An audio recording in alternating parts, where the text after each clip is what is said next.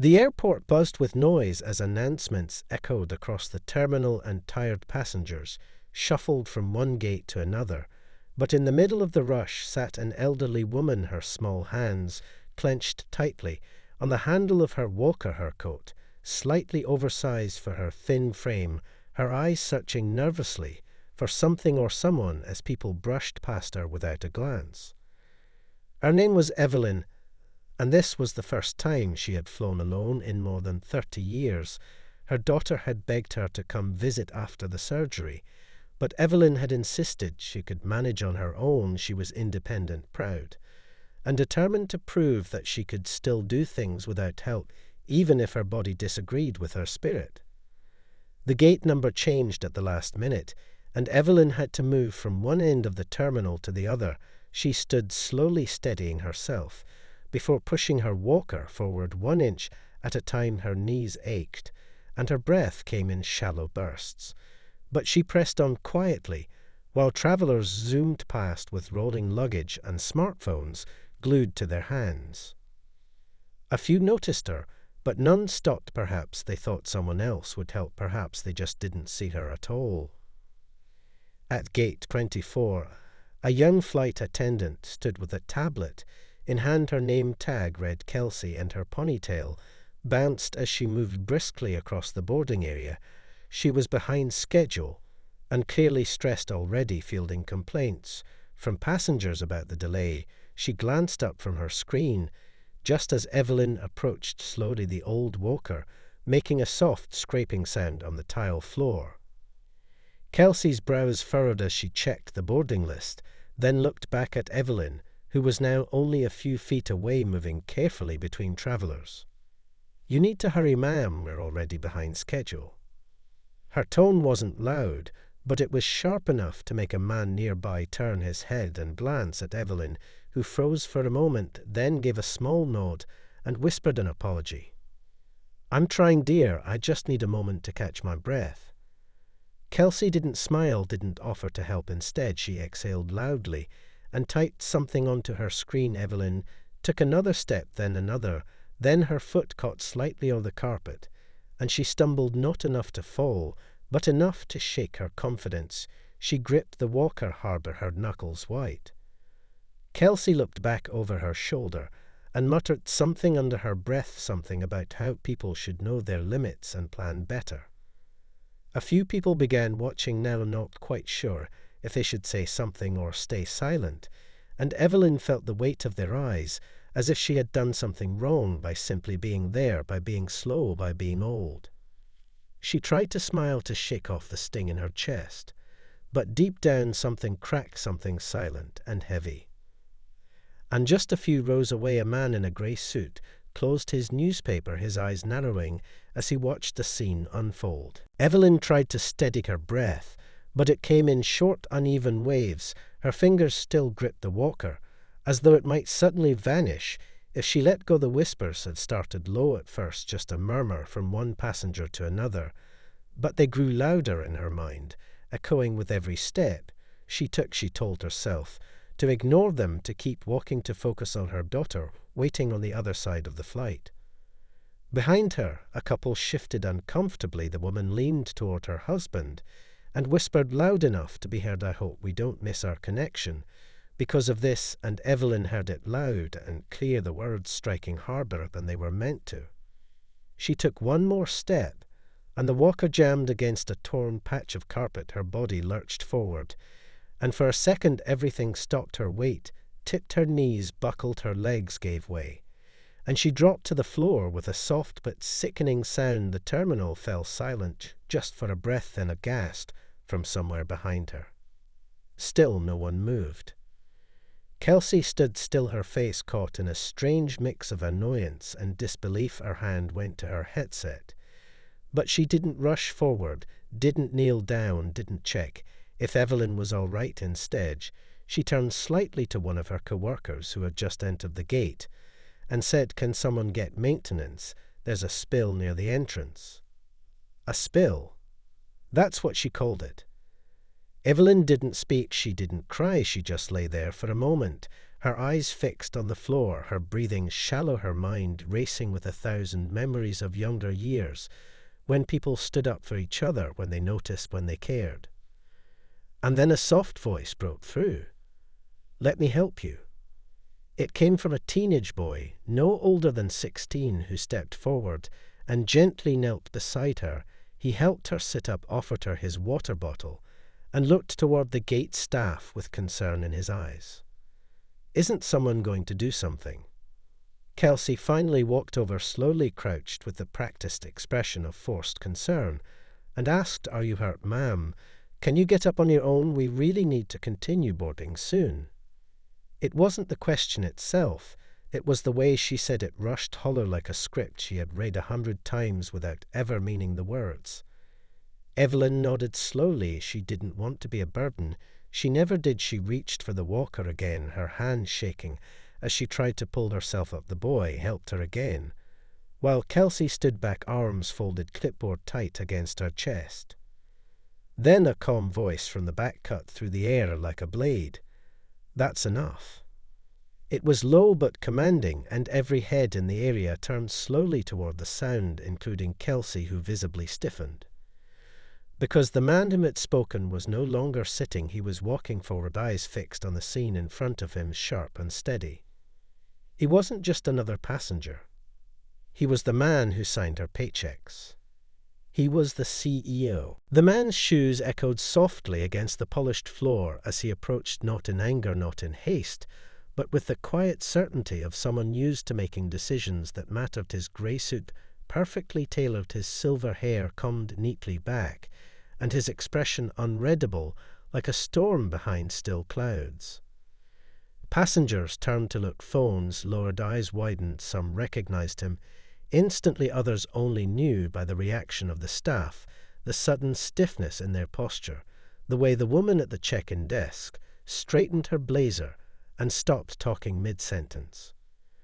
Evelyn did not look up right away.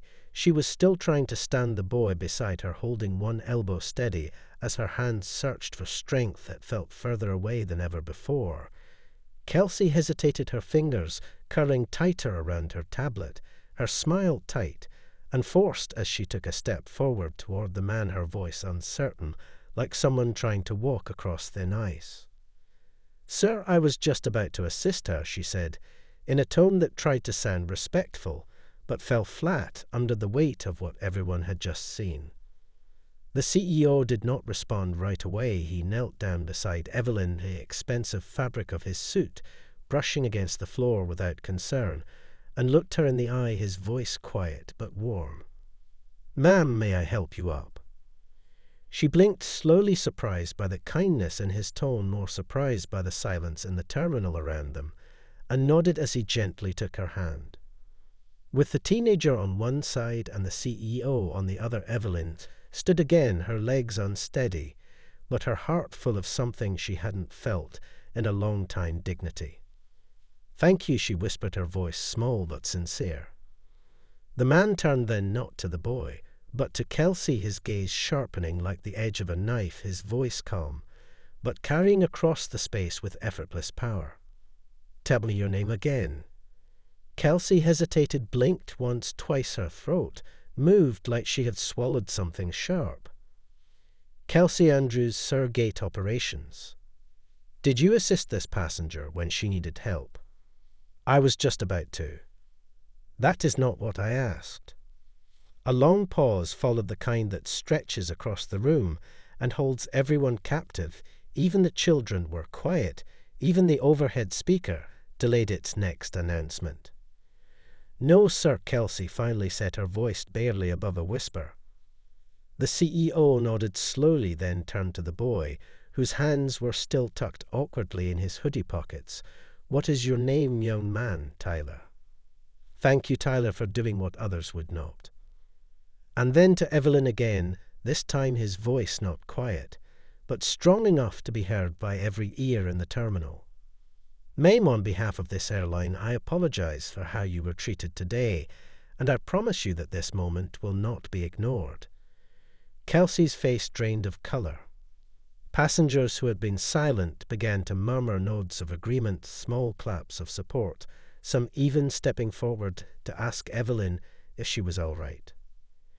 And the CEO stood taller than before, his voice not angry, just disappointed, and that somehow felt worse. The air in the terminal had changed. What started as a quiet, uncomfortable scene had now turned into something bigger, something no one could ignore. Passengers stood frozen, some with phones in hand, unsure whether to record or simply watch it unfold, their eyes bouncing between Evelyn and the man in the suit. Kelsey still stood in place, her hands gripping her tablet, like it was the only thing holding her together. She opened her mouth as if to speak, but no sound came out, only a shallow breath that vanished into the thick silence.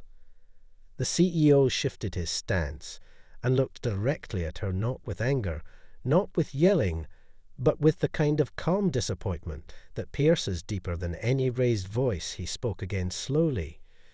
"You represent this company with every word you speak and every silence you allow." She nodded quickly, as if trying to rewind the last 10 minutes, trying to erase what had already been witnessed by too many people.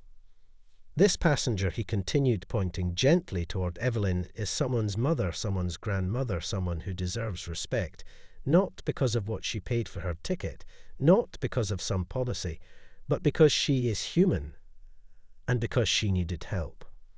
A quiet agreement rippled through the crowd. A few passengers clapped softly, others murmured things like "finally" and "about time." Kelsey looked down, eyes burning red, but no tears fell, only a stiff breath that sounded like regret, or maybe just fear. The CEO then turned to the teenage boy again. "Tyler, thank you for stepping in when adults failed to do what was right." Tyler nodded, his face turning red with the sudden spotlight. He hadn't helped for attention, he had just done what felt right. "Sir," the assistant manager of the gate said, stepping forward from behind the counter, "would you like to file a report?" The CEO turned toward him briefly and answered loud enough for everyone to hear. "There's no need for a report when the truth has already been witnessed by half the terminal." The gate crew stood still, uncertain what to do next. Evelyn took a seat this time, with help, her body finally giving in to the exhaustion of it all, but her heart felt lighter than it had all morning. She looked up at the man who now stood at her side and smiled, a kind, knowing smile that carried years of wisdom in its silence. "Thank you for seeing me," she said softly. He looked down at her and returned the smile. "You were never invisible, ma'am. Not to the right people." The boarding call came again, overhead this time, ignored by most as the gate staff scrambled to recover from the disruption. Passengers slowly began to board, but the energy had shifted. Some nodded to Evelyn as they passed, others patted Tyler on the shoulder, and a few whispered to the CEO with quiet respect, thanking him for doing what no one else had. And as Kelsey stepped aside, her eyes not meeting anyone's, a heavy silence followed her. Because everyone knew something had changed, and it would not be forgotten. The plane had boarded, and the passengers settled into their seats, but the atmosphere was different, softer, quieter, almost reverent, as if everyone was still processing what they had just witnessed. Evelyn sat near the front, her seat assigned as economy, but quietly upgraded by the CEO himself. Without a word, he had gestured to the attendant to move her forward, to ease her discomfort, her legs still sore, her hands still shaking, but her heart felt full in a way she had not expected. Tyler sat just a few rows behind, glancing forward every now and then as if to make sure she was still all right. The boy who had stepped forward when others had looked away now sat quietly, unaware that his small act had left a lasting impression. And Kelsey, the flight attendant who had drawn the eyes of an entire terminal, now moved stiffly through the cabin, her motions mechanical, her eyes down, her voice flat. She greeted each passenger with a hollow welcome, as if her mind were not in the present, but stuck in rewind, playing every word, every moment over and over again.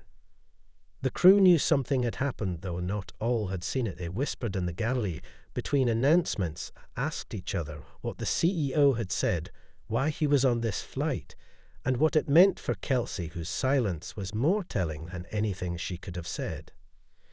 At 30,000 feet, the world below disappeared, but the tension lingered. Evelyn stared out the window, watching clouds drift slowly past her mind, not on the view, but on the past, on memories of days when kindness was common, when people didn't have to be reminded to care.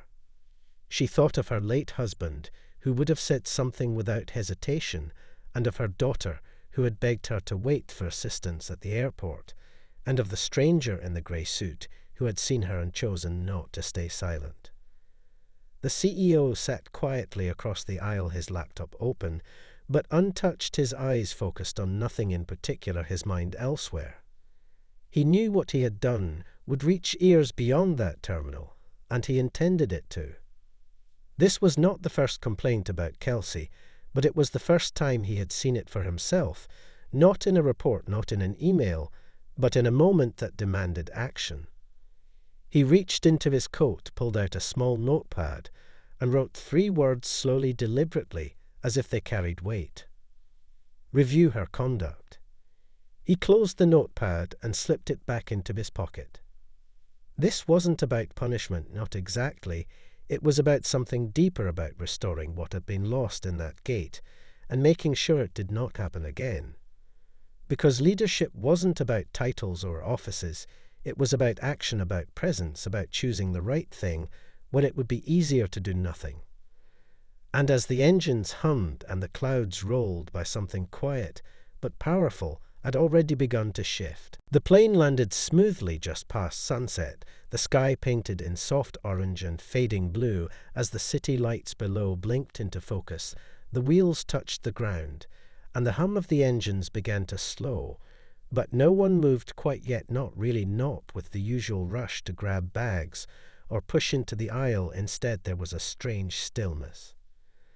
Evelyn remained seated, waiting for others to pass, letting the moment stretch gently. The CEO had offered to have someone escort her through the airport, but she politely declined. She had made it this far, and she would finish the journey on her own, or at least try. Tyler stopped at her row before exiting, his voice soft and uncertain. "If you ever need help again, ma'am, I'd be glad to carry your bag or just walk with you." She smiled, touched his hand gently, and nodded her thanks. Then he disappeared into the slow-moving line of passengers. Behind them, Kelsey moved slowly, her steps deliberate, her mind still spinning. She had barely spoken during the flight, and now each second felt like a countdown to something she couldn't stop. She didn't need a report to know that her actions had been seen, and that silence was no longer protection. As the crew disembarked, the CEO made no announcement. He simply walked behind Evelyn quietly, a silent shadow, making sure she exited safely. And outside the terminal, a woman stood waiting, a phone in her hand, scrolling through messages until she looked up and saw Evelyn. Her face lit up as she ran forward, her arms wrapping around her mother tightly. "You made it," she said breathlessly.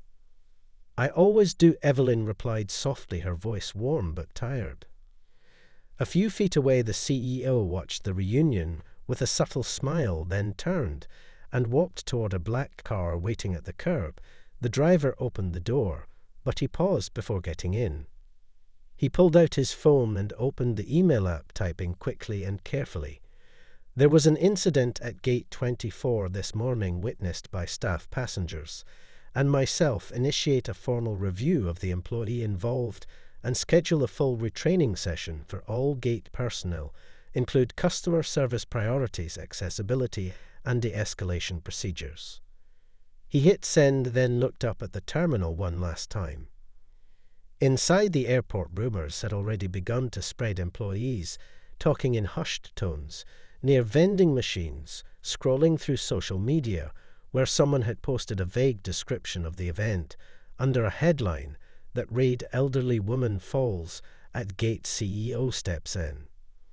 The post was gaining traction, quickly shared by people who didn't know names, but knew what it meant to be seen and valued. And while Kelsey walked through the staff hallway toward the employee exit, her shoulders hunched, her face pale, she knew something had shifted. She didn't know what would come next, not exactly, but she knew it wouldn't be silence. Because people had watched and people had remembered, and when people remember, things change. By the next morning, the video had already been seen by over 40,000 people, though no faces were clearly shown, and no names had been mentioned. The story had struck a nerve. It had been posted by a woman seated near the gate, who had quietly recorded part of the scene, not for drama, not for views, but because she said she knew in her heart it was something people needed to see. The clip was shaky, only 30 seconds long, but powerful. It showed the elderly woman trying to stand the teenage boy, kneeling beside her, and the man in the grey suit stepping forward with quiet authority. The final frame was his voice low and clear, saying, "That's enough." The comments came fast. "This made me cry. I wish more people stood up like this. Reminds me of my grandmother. She was treated like that once, and no one helped her. Someone give that kid a medal, and that CEO a raise." News outlets picked it up within hours. They didn't know the names yet, but journalists were already contacting the airline trying to confirm what had happened at Gate 24. Inside the airline office, the CEO sat with his communications team. They were reviewing the clip on repeat, debating the best response. Some wanted to downplay it, others wanted to craft a careful press release. But the CEO raised a hand and said, "We don't hide from truth, we lean into it." He then asked them to draft a statement, not just an apology, but a promise. "We failed one of our passengers, and that failure was seen by many more, but one of our own stepped up, and so did a young traveler, and that tells me this company still has a soul." Across the country, Evelyn sat in her daughter's kitchen, a cup of tea in her hand as her daughter scrolled through her phone with wide eyes. "Mom, this is going viral. Do you know what that means?" Evelyn smiled and said, "Not exactly, but I know it means people care." She didn't need the internet to tell her that the world still had kindness. She had seen it with her own eyes and felt it in her bones when that man had helped her up without asking for anything in return. Tyler, the teenage boy, now back at school, walked into class to find his name on the board, his teacher smiling. "Someone sent me a video this morning," she said, "and I think we all have something to learn from what you did." Tyler blushed and looked down, trying to disappear into his desk, but inside he felt something strong, something good. Meanwhile, Kelsey received an official notice in her email, her supervisor, requesting a meeting, her shift on hold until further review. She stared at the screen for a long time, her heart pounding, her thoughts circling. She wondered what she would say. She wondered if it was too late to change. Because now the world was watching. The sun was setting again this time, casting long golden rays across Evelyn's backyard, where she sat wrapped in a soft blanket, her tea resting on the small table beside her. The air was quiet, the world slow, and still in that peaceful way that only comes when the noise finally fades. Her daughter stepped outside with a smile phone in hand, still buzzing with notifications. "Mom, the airline just released a statement. They mentioned you not by name, but they said they've learned something important because of what happened at Gate 24. Evelyn looked up slowly, her eyes warm and wise. "I hope what they learned stays with them." Across town in a quiet office, the CEO sat finishing the last of his work for the evening.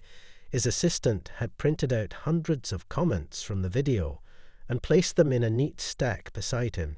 He flipped through a few, reading each word carefully. Some were stories, others were thanks, some just said, "I see the world a little differently now." He closed the file, leaned back, and made a note on his calendar, a new internal training session titled Humanity Before Policy. Meanwhile, Tyler sat at home, headphones on, sketching quietly in his notebook, the world around him moving fast, but his heart steady. He had not spoken much about what happened, but his parents had seen the video and hugged him tighter than usual. He had simply done what felt right, and that was enough. And in another corner of the city, Kelsey walked into a quiet conference room. a folder in her hand, her shoulders tense. She sat down across from a supervisor who did not speak with anger, but with something else, something like tired disappointment. "You were trained better than this," he said. She nodded slowly, not with excuses, but with a silence that sounded like regret. "This isn't about one moment. It's about how we treat people every day." He paused, looked her in the eyes, and said, "Do you want to learn, or do you want to leave?" She didn't answer right away, but when she finally did, her voice was softer than before. "I want to learn." The supervisor nodded, stood, and handed her a new manual. "Then start here, and prove it matters to you." And outside that room, something inside her began to shift, not loudly, not instantly, but quietly, like a door cracking open. Back at the house, Evelyn closed her eyes and breathed deep. The sky above painted in soft twilight, the world slower, kinder than it had felt in a long time.